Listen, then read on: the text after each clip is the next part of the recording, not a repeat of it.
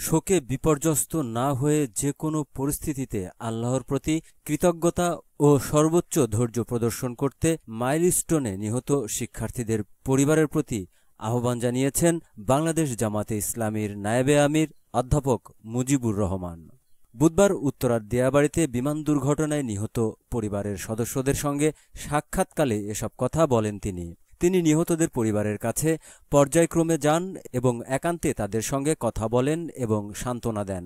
সাক্ষাৎ শেষে এক প্রেস ব্রিফিংয়ে তিনি বলেন, আমরা নিহতদের পরিবারের সদস্যদের সঙ্গে একান্তে কথা বলেছি। পর্যায়ক্রমে আমরা ৯টি পরিবারের কাছে গিয়ে তাদের সান্ত্বনা ও খোঁজখবর নিয়েছি। আমির ডাক্তার শফিকুর রহমান আগেই নিহত পরিবার ও আহতদের পাশে থেকে সম্ভব সবকিছুর ঘোষণা দিয়েছেন।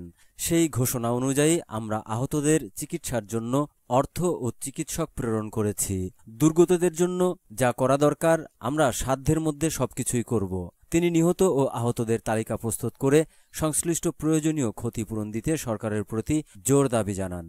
তিনি সাংবাদিকদের এক প্রশ্নের জবাবে রাজধানী উত্তরাঞ্চলে কোনো একটি হাসপাতালে বিশেষায়িত বার্ন ইউনিট খোলার দাবির সঙ্গে পুরোপুরি একাত্মতা ঘোষণা করেন। তিনি অবিলম্বে তদন্ত কমিটি গঠন করে দুর্ঘটনার সঠিক কারণ চিহ্নিত করা প্রয়োজন বলে জানান।